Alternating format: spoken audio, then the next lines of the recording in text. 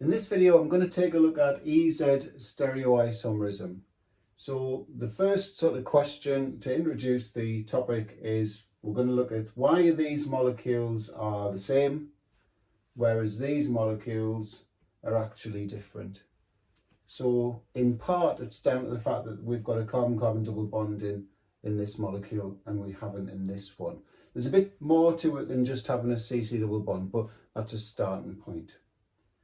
Okay, so why are these the same? Well, if you remember, these are just sigma bonds between the carbon atoms, sigma bonds here as well, but the sigma bond is formed by the direct end-to-end overlap of two orbitals. So you've got an electron in here, an electron in there, they overlap end-to-end, they can rotate, okay?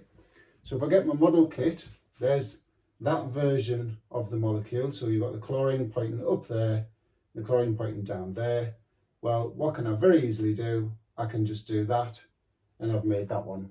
So these are the same due to the free rotation of the CC sigma bond, single bond. Okay, so if I move on to these molecules here, so there's the model of that one. So you can see the chlorine is pointing up and this one's pointing down. Now this carbon-carbon double bond can't rotate. And so these chlorine atoms, for example, they're locked in that spatial arrangement. They're locked in position by the lack of rotation of the CC double bond. So if I then grab hold of the other version of the molecule, okay, so I've got my two models there, you can see in this one, the two chlorine atoms are both pointing up from the double bond, whereas that's different, isn't it? It's a different spatial arrangement to this one where one's pointing up and one's pointing down. So these are actually what we call EZ stereoisomers. So what we'll do now is, what is it about the molecule that means that it can show this type of isomerism? Because not all unsaturated molecules can show it. Okay, so we'll just move on to explaining the conditions that need to be satisfied for a molecule to be able to show this type of isomerism. So the first one is the molecule must have a CC double bond. Well, it's very obvious to see that they have. Okay. The next condition is not as easy, but it's not too bad. Each carbon of the CC double bond must have different atoms or groups of atoms attached. So in other words, if we look at this left-hand carbon of this sort of generic unsaturated molecule I've drawn, if that carbon there, it's got an X and a Y on it, well, obviously they're different. And on that carbon, you've got an X and a Z. Well, they're different to each other. So when you've got that, you get this type of isomerism. Now, it doesn't matter that I've got X and X across the double bond, that's fine. It's all about the individual, the separate carbons of each double bond. Right, so if we look at, it's obviously, this has got a CC double bond. If we look at rule 2 now, so on that carbon there, we've got a chlorine and we've got a carbon of a methyl group. Well, they're different. And likewise on this carbon, we've got a chlorine and hydrogen. Well, they're different. So that means that this type of isomerism is possible. So when I swap one pair round, obviously if I swap them both round, I'm just creating the same molecule. But if I take, say, these right-hand atoms, so I take the hydrogen and the chlorine, and imagine on this model kit, take the atoms off and put them back on the other way around, I'll generate that molecule. That's actually different. Okay, so if we see how it ties in with the definition now for stereoisomerism. So for something to be classed as a stereoisomer, it's got to have the same structural formula, but a different spatial arrangement of the atoms. So I've written up the structural formulae of both of those stereoisomers. So we've got CH3, CCl, CH, Cl, okay? And then if we move on to this one, it's exactly the same. CH3, CCl, CHCl, okay? But there's a different spatial arrangement of the atoms. We'll just sort of concentrate on the chlorines because it's easy to sort of focus on those. In this molecule, the chlorine atoms are pointing in opposite directions in reference to the CC double bond, whereas in this version, the two chlorines are pointing in the same direction, both pointing up from the carbon-carbon double bond. And the fact that the double bond can't rotate means they are locked in that spatial arrangement. So they can't do what this one could and just spin round and go from one to the other. Okay, so now we've established what needs to be present in the molecule for this type of isomerism to be possible. Let's look at how we differentiate between the two and their names. So what we're going to employ are something called the SIP rules. And that comes from three surnames, Kahn, Ingold and Prelog. The SIP rules, Kahn, Ingold, Prelog priority rules is what they're actually called. So we're going to employ these. So the way it works is you look at each carbon on its own of the CC double bond and you establish the priority atom or group on that carbon. And the priority is determined by atomic number. So looking at that carbon there, what have we got directly attached? Well, we've got a chlorine that's got an atomic number of 17 versus that carbon's what's directly attached to that carbon. So the carbon, there's obviously 3 hydrogens on as well, but the carbon has an atomic number of 6. So 6 versus 17, 17 has priority. So I'll just put that circle around there.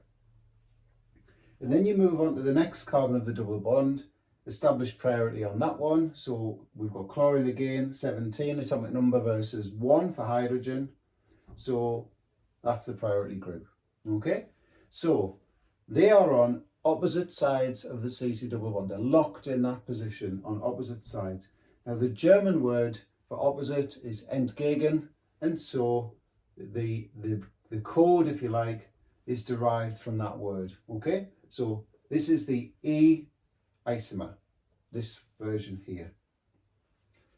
If we move on to this isomer, obviously the priority groups are the same, chlorine on that one and chlorine on that one. You can see they're both on the same side, they're together on the same side of the double bond. So the way I've drawn it, they're both pointing up. So the German word for together is zusammen. So this isomer is given the Z label. So we'll just stop for a second and try and process that in a couple of examples. So the question is, can it show EZ? So we've got 2-methyl propane, 3-methyl hex 3-ene. So if you want to have a go at that, just pause the video now, sketch out the molecules, apply these two rules and see if it will show EZ. If it can, then have a go at drawing the two versions, the E form and the Z form, and obviously label them up. Okay, so the first thing I would do is just draw a quick skeletal formula of the molecule. So 2-methyl propane looks like that. Ask yourself, has it got a CC double bond? Well, obviously it has. Have we got different atoms or groups of atoms bonded to each carbon of the double bond? So on that carbon there, you can see you've got methyl and methyl. Right, so it hasn't got a different group. They're the same as each other. So this one can't show EZ. Right, what about this one? 3-methyl hex 3-ene. So hex 3-ene looks like this. 1, 2, 3, 4, 5, 6.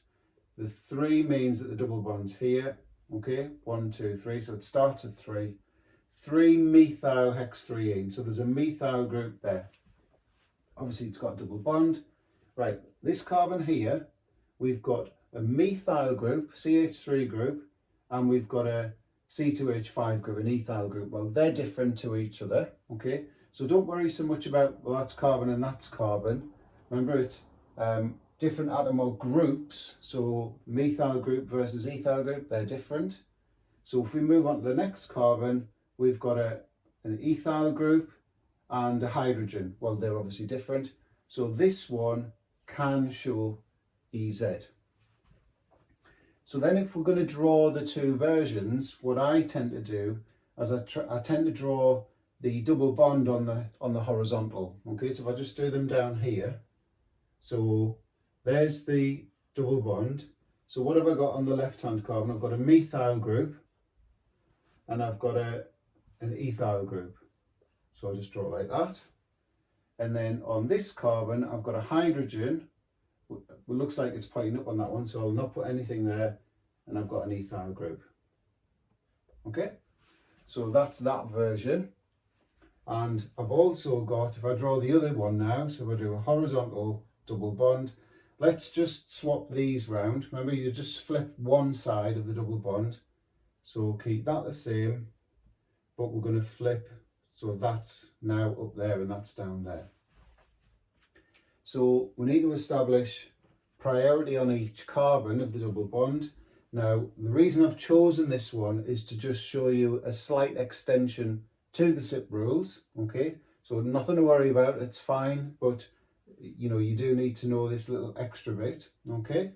So if you look at this carbon here, you've got carbon atoms directly attached. So they're obviously the same as each other, they've got the same atomic number. So if that's the case, what you need to do is look at, well, what's bonded directly to that? So on this carbon here of the methyl, I've got 3 hydrogens. So I'm going to write HHH. On this carbon, I've got 2 hydrogens, because that's a CH2, and then I've got another carbon, okay? So I'm going to put the carbon first, because it's got a higher atomic number, okay? So therefore, that carbon, the presence of that carbon there, with its atomic number of 6, gives that group the priority over that one, because they're just 1, 1, 1 in terms of atomic number. So that is my priority group on this left-hand carbon, okay? It's easy on this one because you've got hydrogen there versus that carbon of this ethyl group, so that's priority, okay? So they're on opposite sides of the CC double bond, so this is the E isomer. And then if we just look at this one, remember, that's priority, they're both pointing up, so it's on the same side of the double bond, so that's the Z form.